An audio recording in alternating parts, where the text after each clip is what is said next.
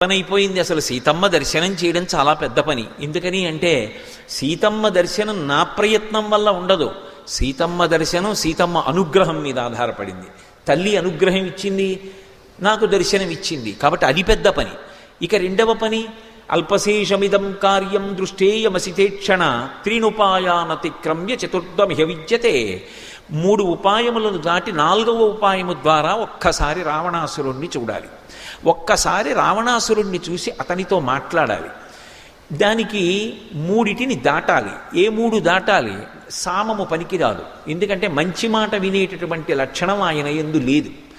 ఒక వ్యక్తి గురించి అంచనా వేసేటప్పుడు ఏ పక్షపాతంతో సంబంధం లేకుండా వ్యక్తిని వ్యక్తిగా ప్రేమించు. సంఘటనని బట్టి ఒక వ్యక్తి యొక్క శీలాన్నంతటినీ తప్పు చేసి మాట్లాడకూడదు. మీరు రామాయణం చదివితే రాముడికున్న గొప్ప గుణాల్లో ఒకటి ఏమిటంటే అందరినీ